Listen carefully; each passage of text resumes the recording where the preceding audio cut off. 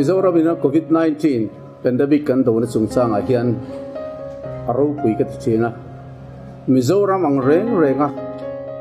mi mal chung kwa pol ho ten politika po opposition party te ten ko khan te kan NGO kan ti zong te le mitin mai kan tran rual na tha hi a omin karing lo khovel mundanga hero pui ka tie me mani chuwang chuan tu hura hian thoho na thatak mai khovel mundanga omlo Mizoram ina puini thinga kan kalpui hi ro pui ka ti a lom thu ka soya tin pathian chutiang taka thoho na tha min pe tu chunga pohen lom thu ka soini tin chumi pialama chuan Christian kan nia ring tu nasa takin kiltin puntin kan chong chaya chu kan chong chai na chulal pan kan thoho na tha fiain malbi som ning ka fia voin hen zam na tu reng om lo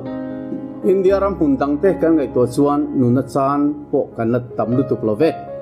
amara chu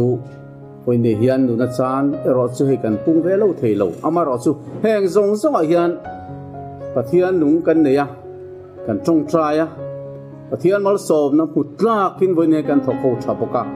chuwang chuan ram dang te kai to chuan zam na tu reng he om lovani ti ka soidua engtik nia mo chuan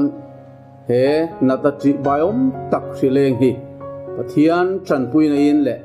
tho na thale zual kan nei mek chho zel na azara hian kan de nge yang ti hi karinga chuwang chon tu ma chi ai lovin he nata tri biom tak laka hian lalpan min hum do na ni min hum mek ani ti hi kapuang sok duwa chunga thei to chu atong trai na tele thil pek tele tin kong sang kan thiam na te mang tele tin in volunteer hial te po lo te po thok tu ti chunga hian woni hen lom thu ka soini pathian kan neya ramdang ang lo takin kan aw na sa in ka khia a chuwang chuan kan ram hi chu pathian kuta omani ti she in thlamuang takin